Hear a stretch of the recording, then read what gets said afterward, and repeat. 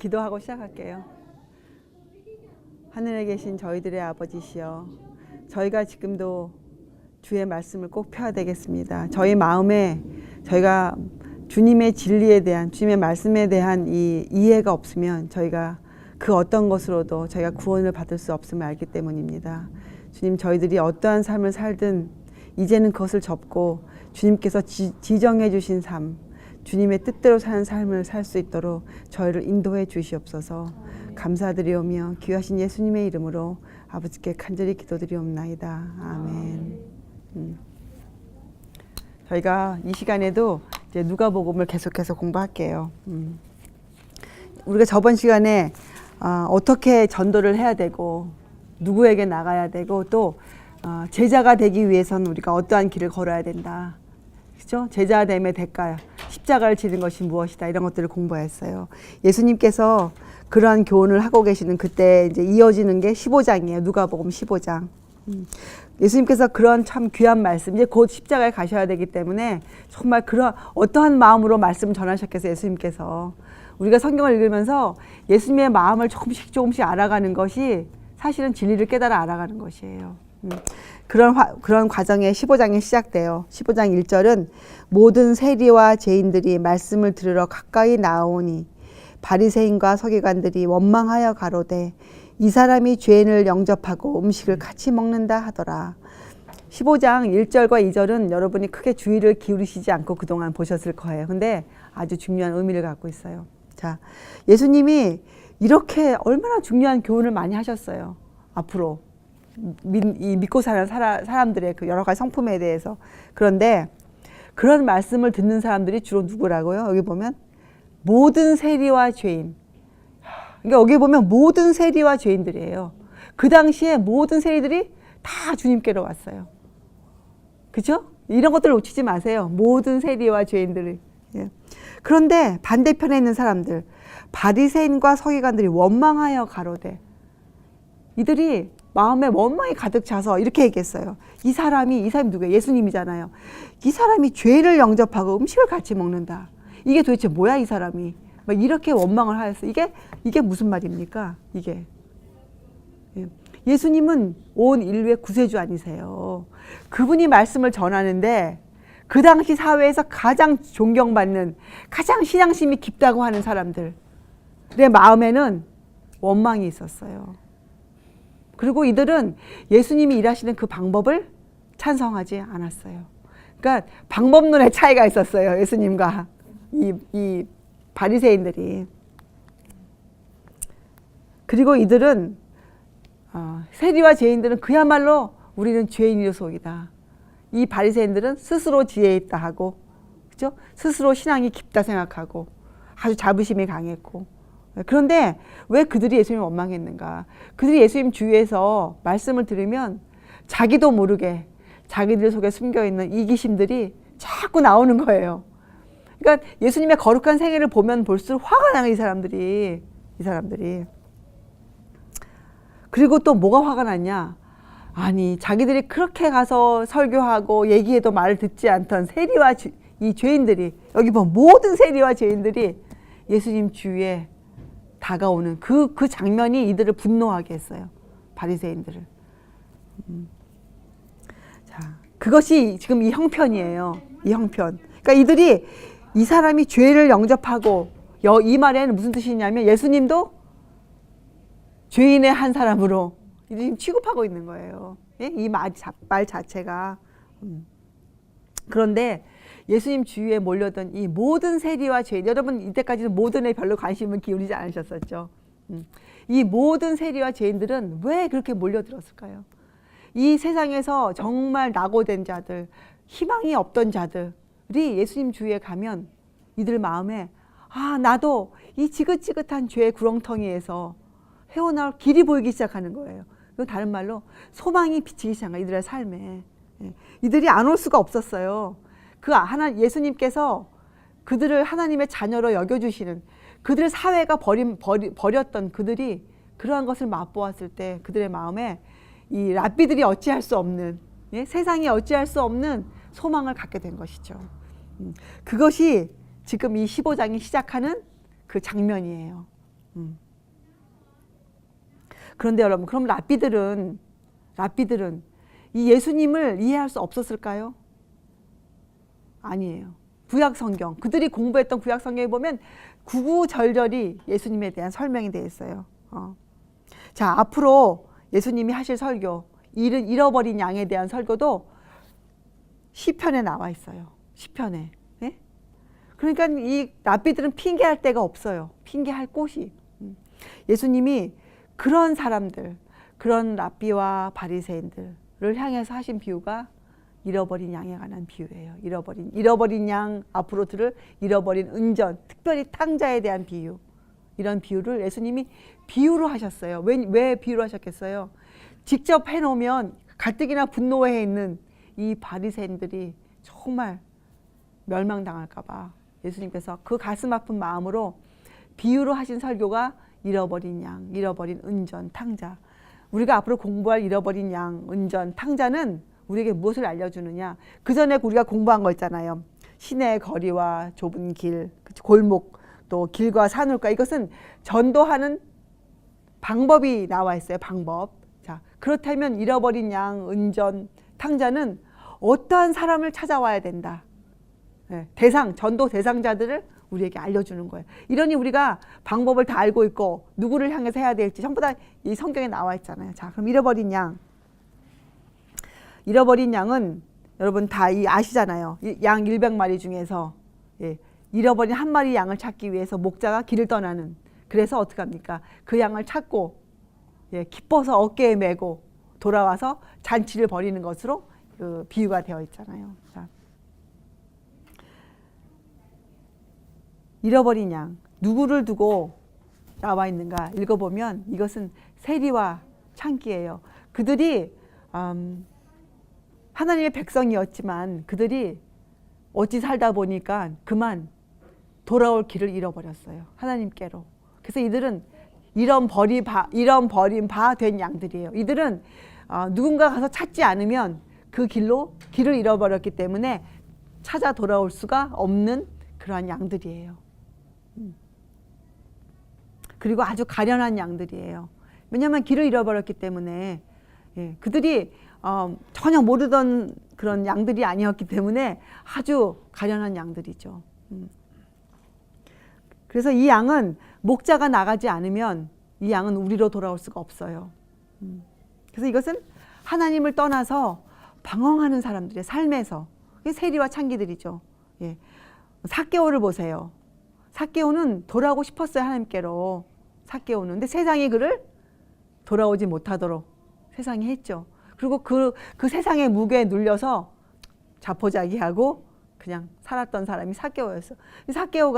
주님이 삭개오를 찾아가셨잖아요. 주님이 삭개오를. 그래서 이런 사람들은 하나님의 사랑이 아니면 길을 찾을 수가 없어요. 그리고 여기에 보면 이 목자의 마음이 나와 있죠.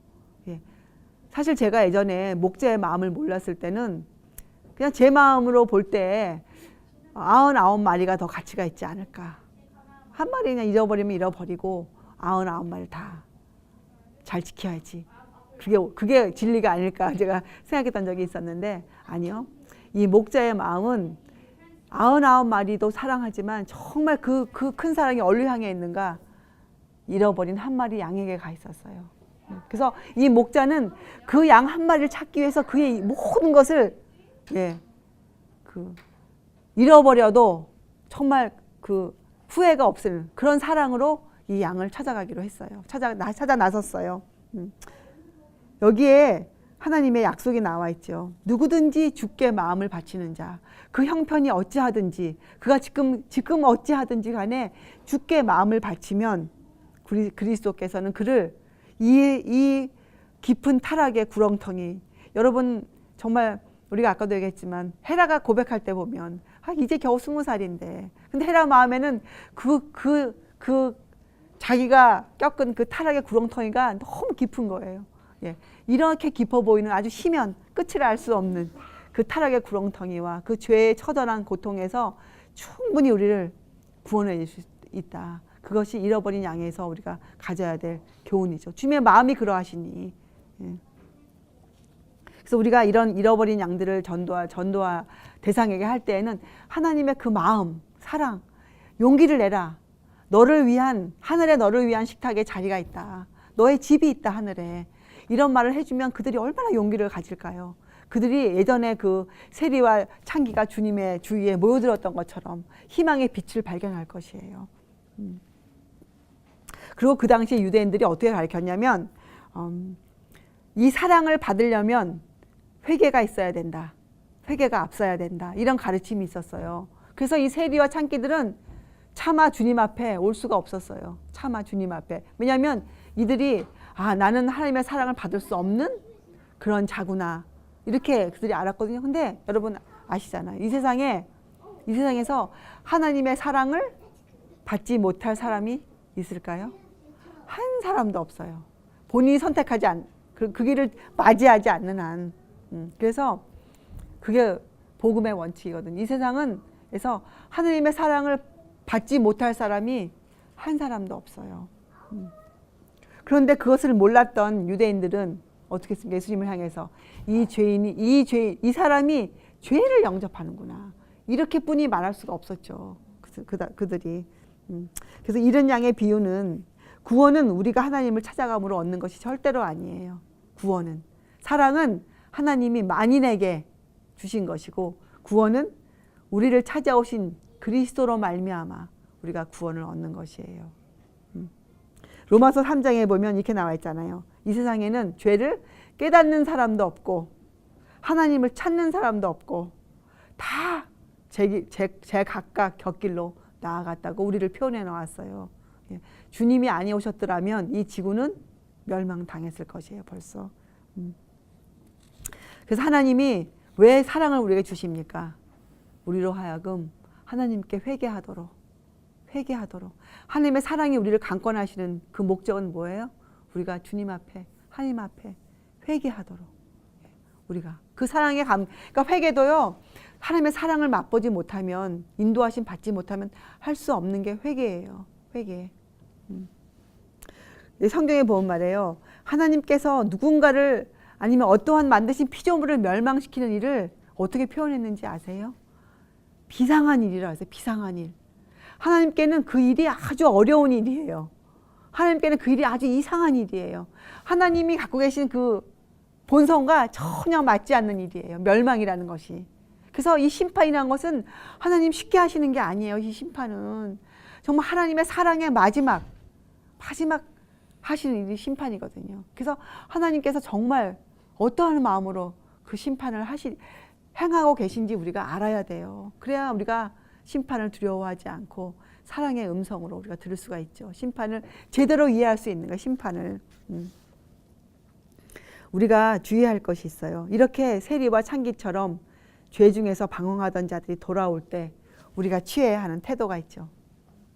우리는 유대인들이 아니잖아요. 바리새인들이 아니에요. 그래서 만약에 우리가 주님의 마음으로 전도를 하고 있다면 이러한 자들이 진리에 어렵게 한 걸음을 내디뎠을 때 우리가 그들의 모습을 보고 웃어야 될까요? 아니면 조롱을 해야 될까요? 시기를 해야 될까요?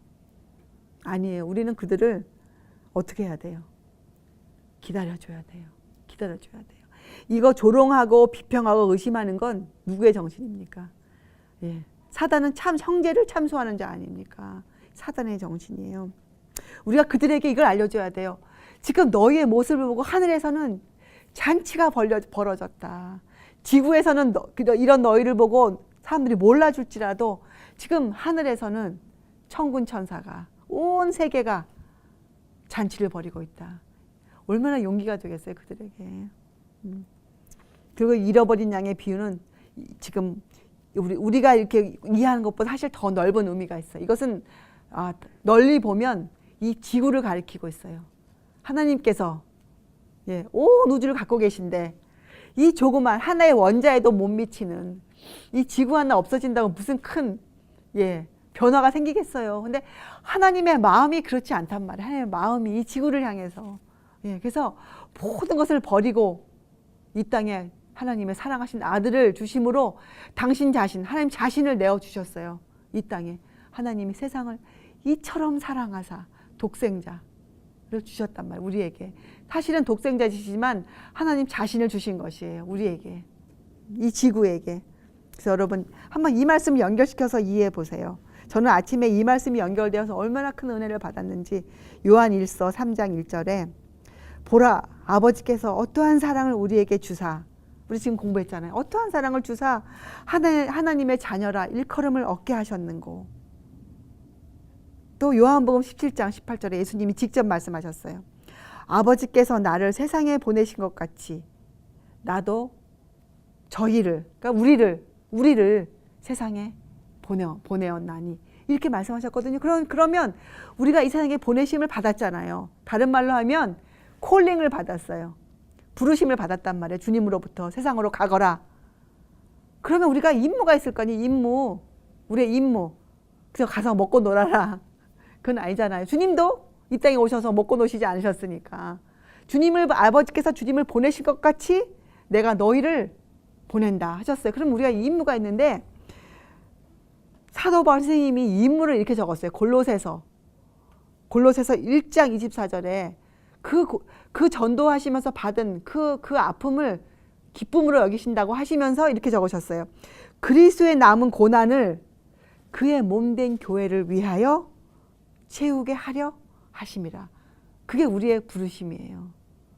주님이 하신 그 남아있는 일 있잖아요. 주님은 지금 하늘에서 그 일을 하고 계시고 우리에게 주셨어요. 하시던 일을 주님께서 하셨던 일을 그대로 우리에게 주셨잖아요.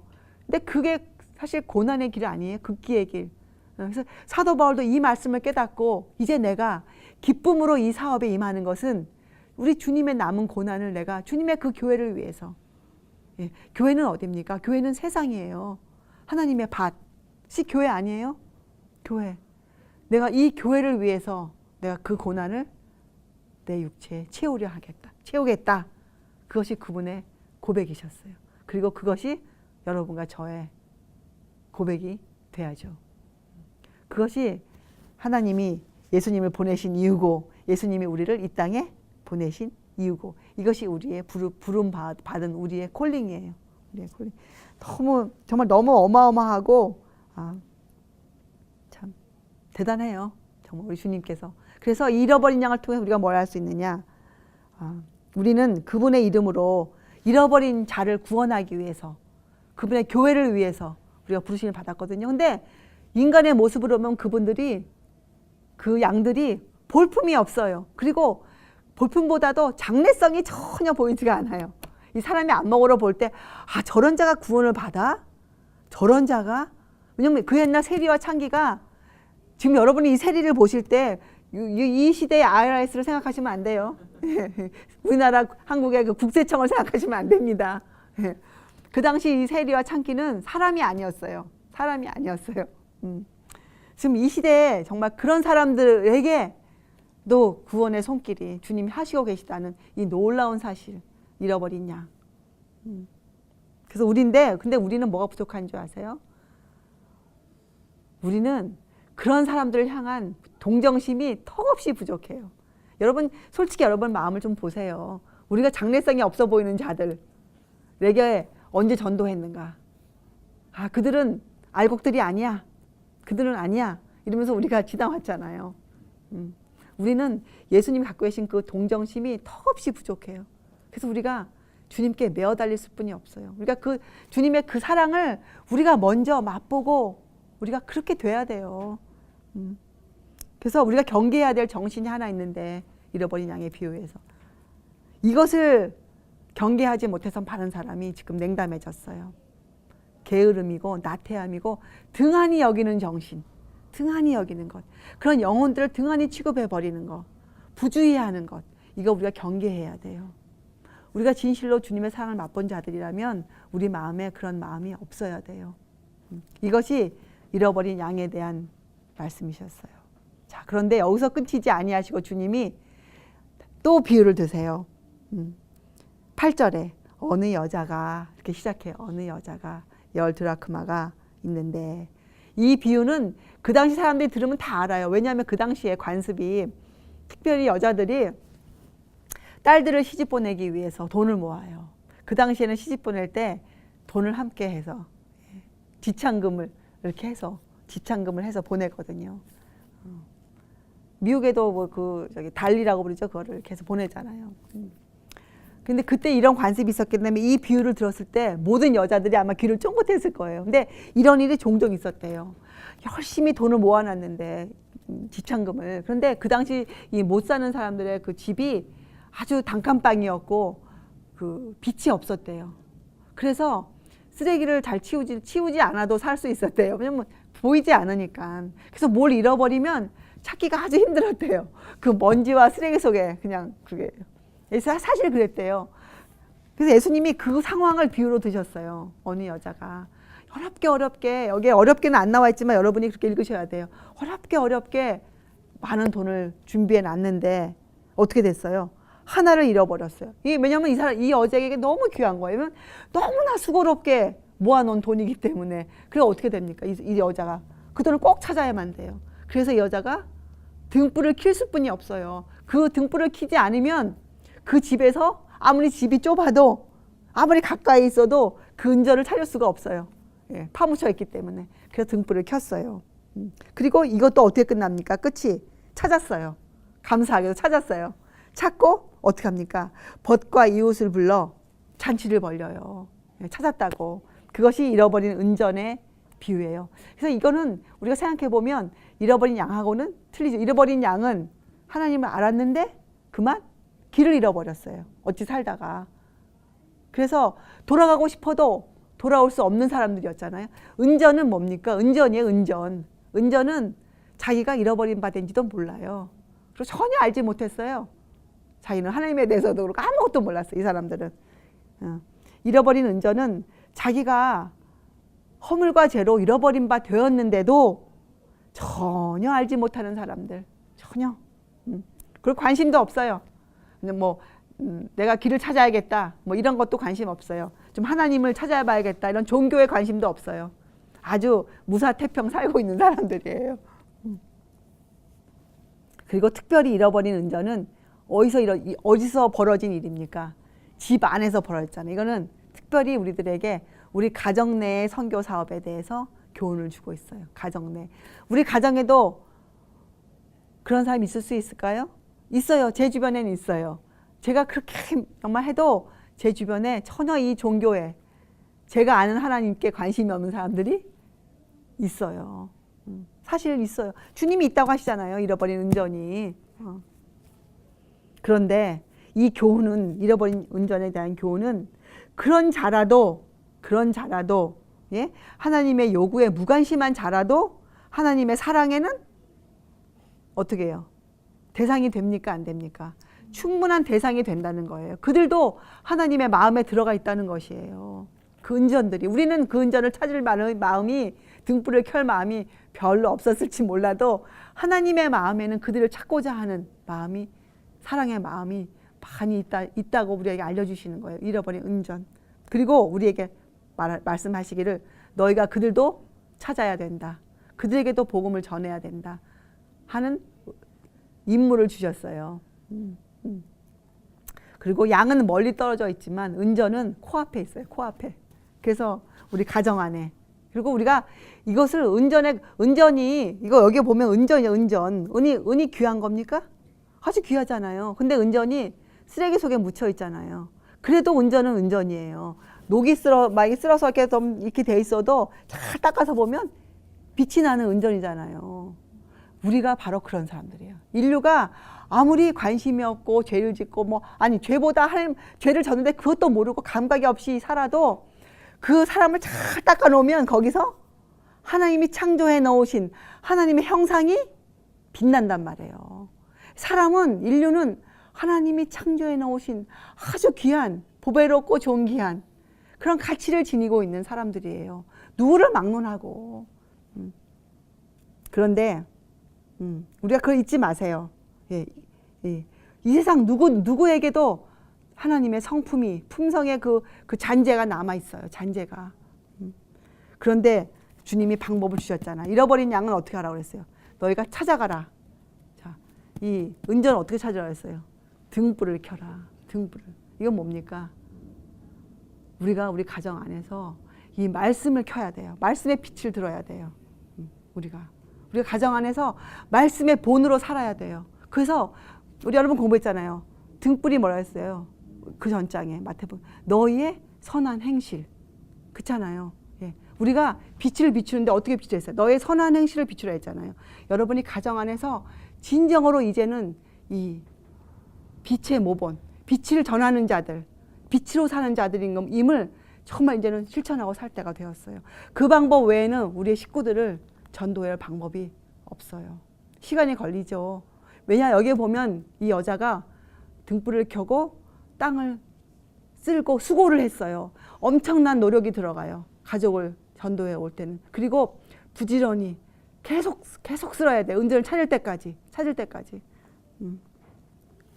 또 여러분 촛불을 켜고 이 쓰레기를 치울 때 어떻게 합니까? 쓰레기를 다 치워서 도로 놔요? 거기다가?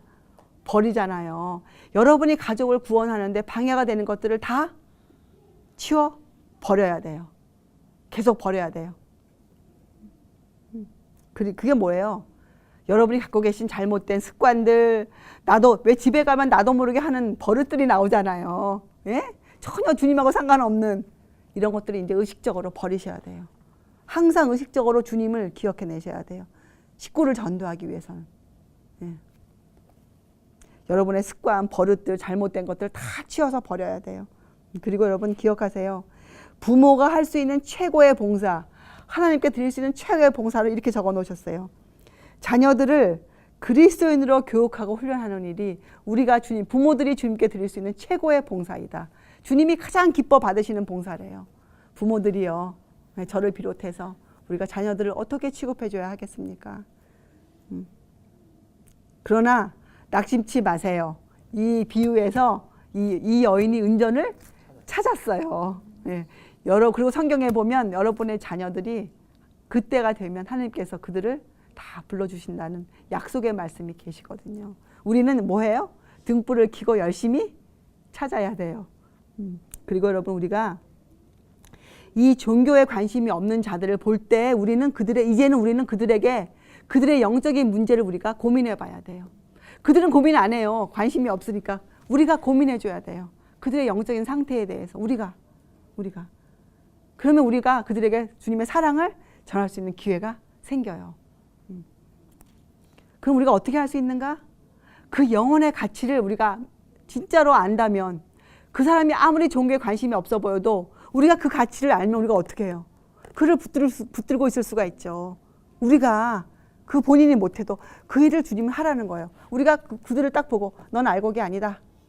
언제 우리 보고 지나가라고 그랬어요? 아니에요. 그들이 관심이 없어도 우리는 그들을 붙들고 있어야 돼요. 근데 우리가 한 영혼의 가치를 어떻게 느낄 수 있어요? 좋은 예가 겟세마네 주님을 항상 기억하세요. 주님이 겟세마네에서 그 뿌리신 눈물, 그 마음, 기도 여러분이 아세요? 우리가 어떻게 그걸 알 수 있겠어요? 그러나 여러분 성경을 통해서 기억하세요. 주님의 그 마음, 주님이 그 영혼에 갖고 계신 그 평가, 사랑을 여러분이 이제는 기억하시고 마음에 품고 그런 영혼들을 우리가 바라봐야 돼요.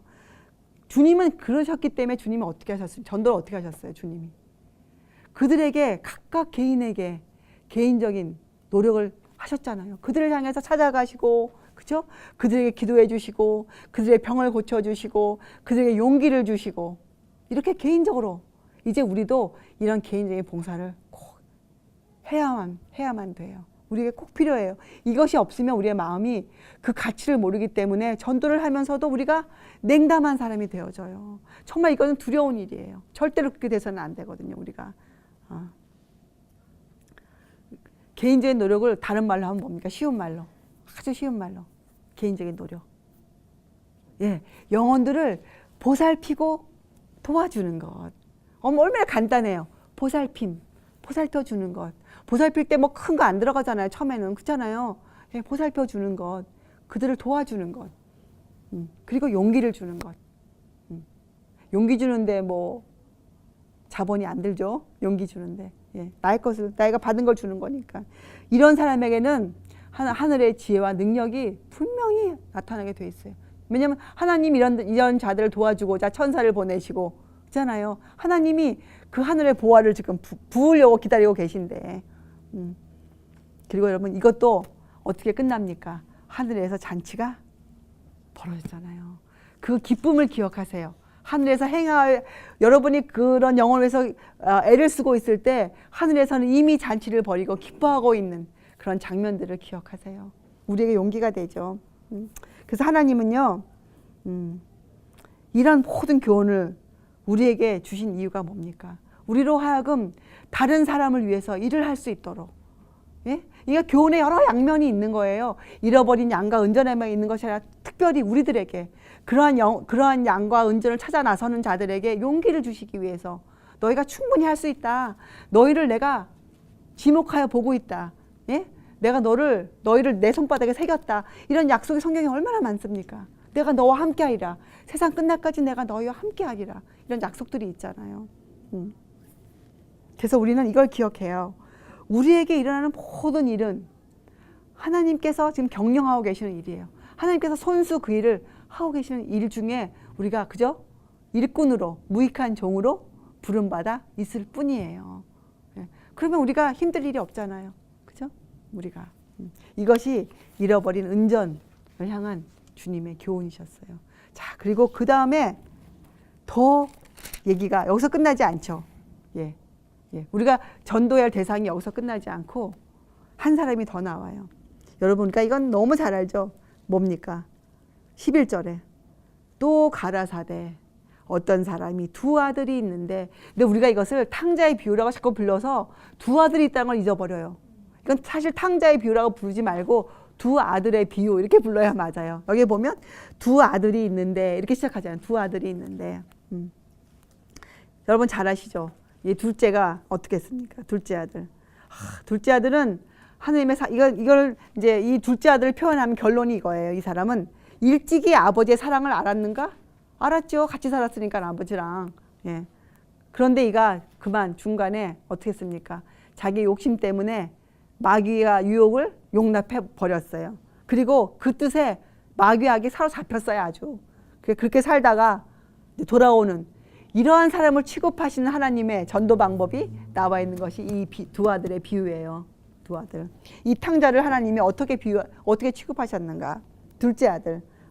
둘째 아들이 왜 떠나갔습니까? 왜? 네, 이 사람은 하나님의 제재, 아버지의 제재가 아주 귀찮았어요. 이 사람은 아주 자기가 원하는 자유, 자기 나름대로의 자유를 아주 갈망했어요. 그리고 자기가 아들로서 해야 될 것은 전혀 생각하지 않고 자기의 특권, 유업을 가질 것은 주장했어요. 근데 아버지께서 다 주셨죠. 그러니까 이 사람은 이 땅의 삶, 자기의 그 당시의 삶에만 관심이 많았고 자기 장래, 앞으로의 어떻게 될 것인가에는 별로 관심이 없던 사람이죠. 예, 로마서에 보면 이런 사람을 스스로 지혜 있다 하나 우준하게 된 자라. 그리고 로마서에 또 같은 1장에 보면 저희가 마음에 하나님 두기를 싫어하며 이렇게 표현되어 있어요. 그러니까 마음에 하나님 두기가 싫어요. 하나님 자녀인데 하나님 자녀 두기가 싫어요. 그가 둘째 아들이에요. 그래서 여러분, 만약에 이러한 마음이 있는 사람이라면 이 사람의 외적인 상태가 어찌하든지 간에 이 사람은 자기의 삶을 자기 중심으로 사는 사람이요, 자기의 삶을 낭비하고 있는 사람이죠. 이 비유로 보면 참 신기해요. 하나님의 아들로 살면서 이 비유에서, 그죠? 이렇게 좋은 아버지 아들로 살면서 이렇게 타락할 수 있다는 것이. 그래서 이것을 좀 더 적나라한 말로 하면 천사들과 교제할 수 있는 우리의 모습으로 살면서 또 우리가 이렇게 타락할 수 있다는 것. 이거 참 하나님께 비상한 일이에요. 정말 우리가 조금 배운 우리의 믿음으로 봐도 아주 기이한 일이에요. 이상한 일이에요. 이거는 있을 수 없는 일이에요. 그런데 그런 일이 생겼죠. 그래서 여러분, 이 자기 중심으로 삶을 사는 사람들, 이기적인 사람들 정말 돌아와야 돼요. 하나님께로. 성경에는 이런 사람들을 양식이 아닌 것을 위하여 애쓰고 배불리지 못할 것을 위해서 애쓰는 자들로 표현되어 있잖아요. 이런 사람들 이런 고백을 꼭 해야 돼요. 오라 나는 곤고한 사람이로다. 이걸 깨달아 알아야 돼요. 자신들이 얼마나 곤고한 사람인지를. 그래야 이 사망의 몸에서 누가 나를 건져내라. 이런 고백이 그 깊은 마음에서 우러나올 수 있어야 돼요. 자, 이제 한번 봐요. 하나님 이런 자들을 어떻게 취급해 가시는지. 에레미야 17장 5절과 6절에 보면 이런 구절이 있어요. 사람을 믿으며 혈육으로 그 권력을 삼고 마음이 여호와께서 떠난 그 사람은 저주를 받을 것이라. 그는 사막의 떨기나무 같아서 좋은 일에 오는 것을 보지 못하고 광야 건조한 곳, 건건한 땅, 사람이 거하지 않는 땅에 거하리라. 그러니까 마음에 하나님을 떠난 자들, 싫어하는 자들, 마음에 하나님 두기를 싫어하는 자들의 결과가 나와 있잖아요. 근데 이러한 사람들이 광야 건조한 곳에 거하게 된 이유가 뭡니까? 이들이 마음에 하나님 두기를 싫어했기 때문에 된 거예요. 그렇죠? 우리가 공부할 때 배웠지만 이 식물들, 씨를 뿌려서 자라나는 식물들이 햇빛과 비를 안 맞겠다고 우겨대는 거 보신 적이 있습니까? 하늘에서 햇빛이 쪼이고 비가 막 오는데 이 식물들이 나 그거 싫습니다. 제발 나에게 그거 모습 보신 적 있으세요? 없죠. 그런데 사람은 그렇게 할 수 있을까요? 사람은 은혜를 부어 주셔도 저 그 은혜 싫습니다. 제발 저를 피해 가십시오 하고 그렇게 선택할 수가 있어요. 사람은 하나님의 사랑을 싫다고 포기하거든요. 그럴 때 광야 건조한 곳에 거하게 되는 자가 되고 결국에는 사람이 거하지 않는 땅에 거하게 돼요. 여러분, 사람이 거하지 않는 땅이 앞으로 있습니까? 앞으로 마지막 때 우리가 믿는 자들이 다 하늘로 간 후에 이 땅이 그렇게 된다고 계시록에 나와 있잖아요. 아주 이것은 사랑의 경고죠. 하나님께서. 그런데 이 탕자가 돌아온 방법이 나와 있어요? 어떻게 돌아왔다? 우리가 지금 다 배웠잖아요. 17절. 이 탕자가 그 돈 다 허랑방탕하게 다 낭비하고 정말 이가 돼지 먹이로서 먹고 살면서 이가 그럴 때 아버지를 기억하고 이가 돌아왔어요. 근데 어떻게 돌아왔습니까? 여기에 보면 17절. 이에 어떻게 돌아왔다고요? 스스로 돌이켜.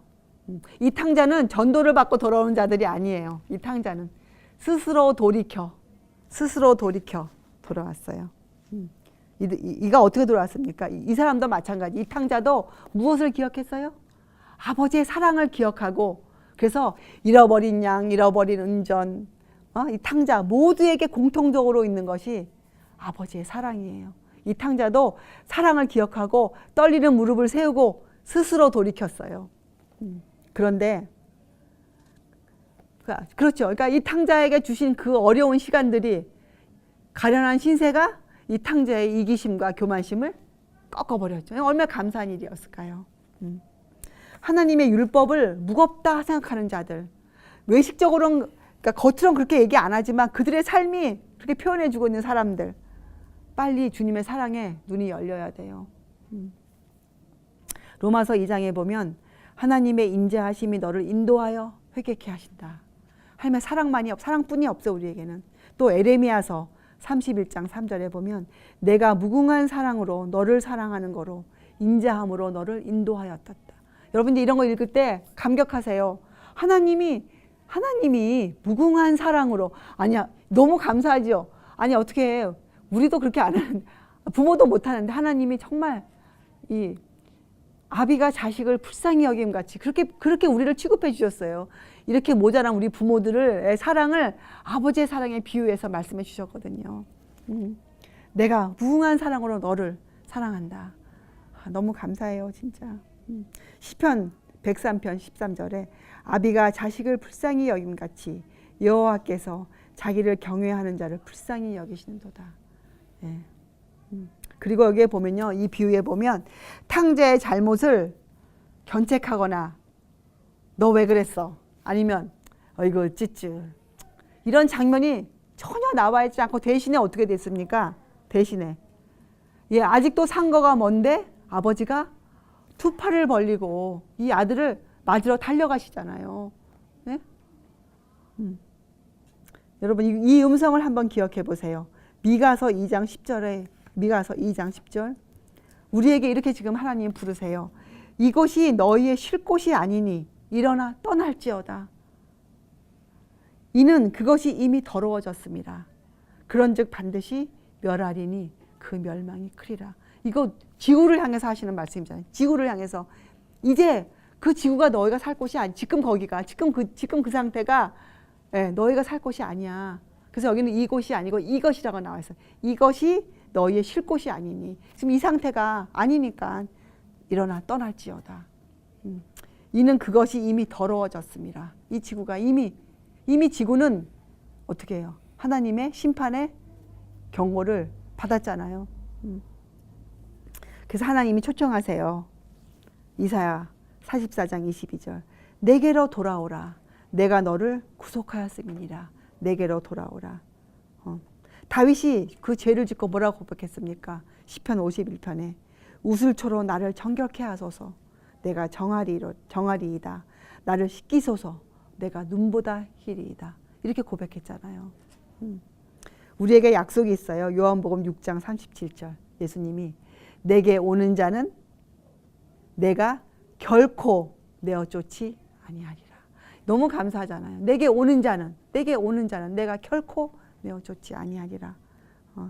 하나님께서는요, 회개하는 죄인을 기꺼이, 상거가 먼데도 그쵸, 그 멀리서 그 아들을 바라보고 달려오신 하나님 아버지, 그 사랑, 탕자는 그 사랑 외에는 돌아올 수가 없었어요.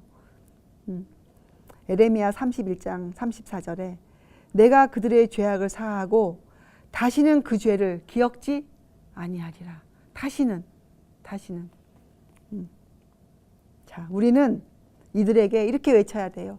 이제 일어나서 우리 하늘 아버지께로 돌아갑시다. 우리가 그들도 그냥 무시하면 안 돼요.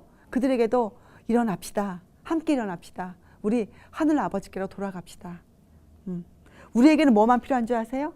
내디디는 그 한 걸음만 필요해요. 그러면 아버지가 하늘에서 달려 내려오세요. 주님이 달려오세요. 성령님을 우리에게 부어주세요. 그래서 이것이 바로 사랑과 율법의 관계예요. 여러분 이렇게 알려주세요. 율법 때문에 어려워하는 사람들에게 하나님의 사랑을 알려주세요. 그럼 율법이 얼마나 가벼운지, 율법이 도리어 우리를 보호해주는 하나님의 보호막이 되잖아요. 이게 사랑과 율법의 관계예요. 그래서 스가랴서 3장에 그 여호수아가 있는 더러운 옷을 사단은 계속 고소하는데 어떻게 주님께서 벗기시고 우리에게 구원의 옷으로 입혀주시잖아요. 그래서 시편 68편 13절에 이런 있어요. 너희가 양우리에 누울 때에는, 이게 뭐예요? 우리가 평안히 거할 때, 하나님 안에 거할 때 그 표현이 이렇게 돼 있어요. 그 날개를 은으로 입히고, 예? 그것을 황금으로 입힌 비둘기 같도다. 야, 우리의 모습이 너무 아름답죠. 깃털이 은이고, 예, 우리가 황금으로. 너무 놀라운 표현들이에요. 자, 이제 이 탕자는 돌아왔습니다. 그런데 문제가 생겼어요. 왜냐하면 원래 두 아들이 있었거든요. 이 맏아들이 어떻게 화가 났잖아요, 여러분. 자, 이 맏아들이 왜 화가 났을까요? 이것은 무엇을 뜻합니까?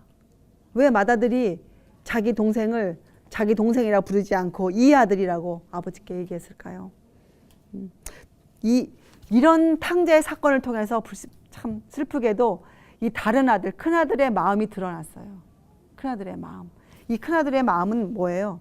이 큰아들이 자기 동생처럼 허랑방탕하게 살지 않았던 이유가 뭐였습니까? 아버지를 사랑해서요? 아니에요. 그 아버지의 유산을 탐냈기 때문에, 예, 그것이 이 사람의 이유였고 이 사람의 목적이었어요. 유산이 목적이었어요. 하나님의 사랑을, 아버지의 사랑을 맛보고 즐거워서 살고자 하는 게 아니라 이 사람은 그 유산을 바라보고 참 끈질기게 견뎠던 거죠, 이 아들은.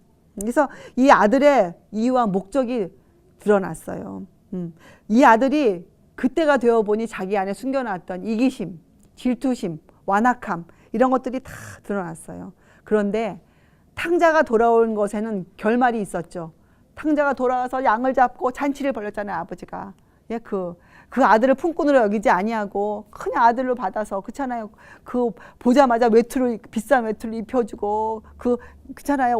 구원의 옷을 입히고. 근데 이 큰 아들에는 결말이 없어요. 여러분 보세요. 아버지 말만 나와 있고 이 아들이 어떻게 되었다는, 큰 아들이 돌아왔다는 결말이 지금도 진행 중이에요. 이 큰아들의 상태는 놀랍게도 지금도 진행 중이에요. 그러니까 지금도 이런 큰아들 같은 사람이 있다는 얘기예요. 탕자는 다 돌아왔는데. 예? 그래서 여러분 참 이거는 우리가 다시 한번 생각해 봅시다. 이 마달은 도대체 누구를 알려주고 어떤 사람들을 알려주고 있는가 우리에게. 왜냐하면 우리가 잃어버린 양, 은전 다 그렇게 공부했잖아요. 탕자 어떤 사람들. 이 마다들은요. 주님 당시의 유대인들이었어요. 그렇죠? 주님 당시의 유대인들. 그리고 각 시대마다 그 바리새인의 정신으로 살고 있는 사람들은 이 마다들들이에요. 이 마다들들은요. 이 하나님을 혹독하게 일을 시키는 주인으로 생각해요. 혹독하게 일을 시키는 주인. 그래서 그 달란트의 비유도 보면 한 달란트 가진 사람이 뭐라고 비유합니까? 당신이 엄한 주인으로 생각했다. 엄한 사람, 무서운 사람으로 생각하고 있어요. 그리고 이 사람들은요, 아까 우리가 잃어버린 양에서처럼 배운 것처럼 자기네가 그 이를 악물고 그 아버지 유산을 탐내서 이를 악물고 속에서 부풀 끓는데 그냥 그렇게 참고 살아왔기 때문에 세리와 창기들이 그 은혜를 받을 때 아무 값 없이 은혜를 받을 때 그들이 어떻게 했습니까? 분이 치밀어 올랐잖아요. 딱 똑같아요. 탕자 자기 동생이 유산 다 쓰고 와서 아버지 사랑을 받는 모습을 볼 때 이 아들의 마음에서는 그 분노가 치밀어 올랐거든요. 분노가. 그리고 이런 사람들은요. 자기 스스로를 의롭다고 생각하고 살아요. 왜냐하면 보이는 죄악을 안 지었기 때문에 의롭다고 생각해요. 자기들은. 그런데 이게 스스로 의롭다 생각하는 사람이 왜 위험하느냐. 이 생각이 조금이라도 있으면요. 우리 마음에 이기심이 뿌리를 내려요. 이기심이. 이건 굉장히 위험한 거예요. 이기심이 뿌리 내리면 죄가 뿌리를 내린 거예요. 죄가. 그래서 이 큰아들은 하나님을 세상에 잘못 드러내고 있는 사람들이에요. 그래서 이런 사람들은 자기 형제들을 어떻게 봅니까? 이 탕자를 보고 기뻐하지 않았던 것처럼 이런 사람들은 자기 형제들을 보고 아주 작은 결점들을 찾아요. 예, 자기의 들보는 보지 아니하고, 그죠? 예, 어떻게 한다고요? 예, 작은 것. 예, 형제들에게서 작은 결점들을 자꾸 찾아서 비판하고 조소하고, 그렇죠? 그런 눈으로 바라봐요. 그래서 그들은 용서하는 정신이 당연히 없죠. 용서하는 정신. 우리 용서 정신 배웠잖아요. 예.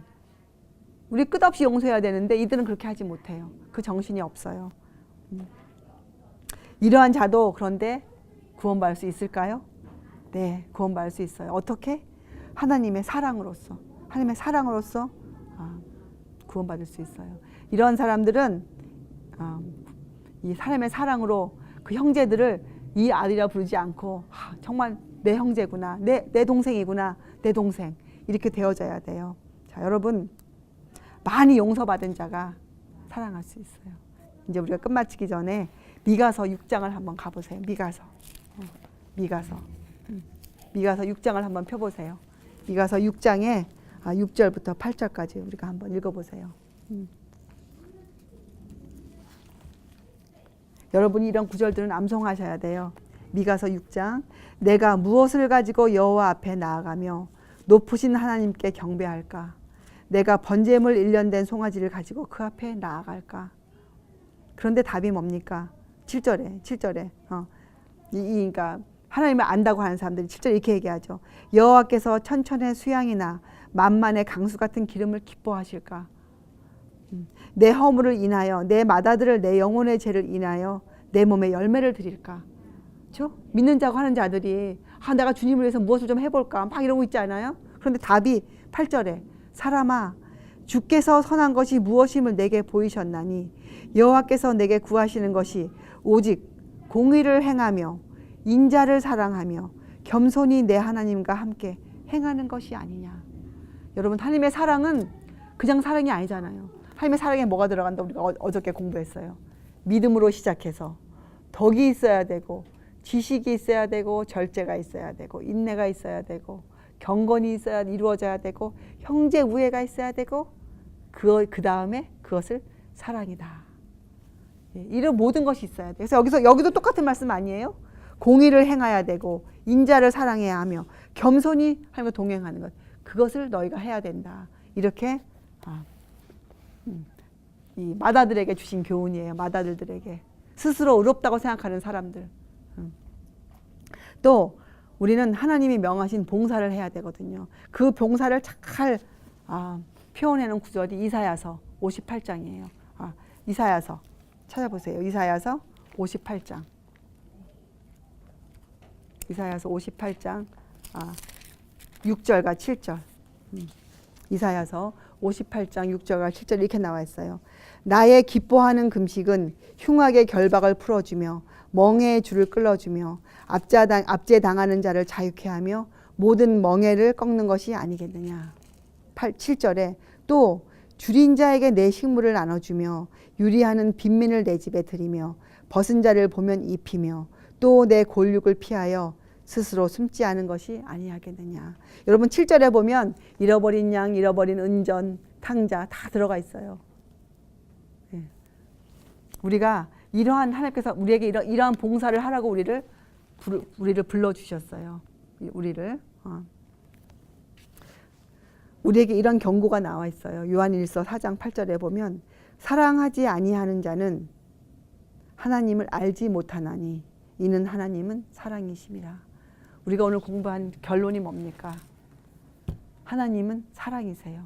우리는 세상 끝날까지, 특별히 이 마지막 때에는 이 영혼을 구원하기 위해서 하나님의 사랑을 아주 자세하게 우리의 경험으로, 토대로 우리가 정말 절절한 목소리로, 절절한 마음으로 이러한 사랑을 전해야 하겠어요. 그것이 우리가 부름받은 이유예요. 다 그런 분들 되시길 바랍니다. 기도하시겠어요? 하늘에 계신 하나님 아버지, 저희를 무궁한 사랑으로 사랑하시고 저희를 그 사랑으로 인도해 주신 하나님 아버지께 감사를 드립니다.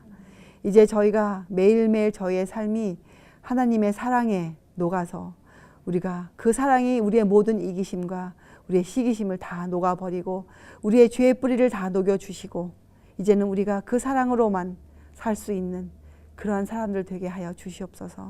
우리가 오늘부터 그 사랑의 행로에 주님과 주님이 함께 해주심으로 우리가 넉넉히 승리하는 자가 됨을 믿고 주님께 감사와 찬송을 올려드립니다. 감사드리오며 귀하신 예수님의 이름으로 아버지께 기도드리옵나이다. 아멘.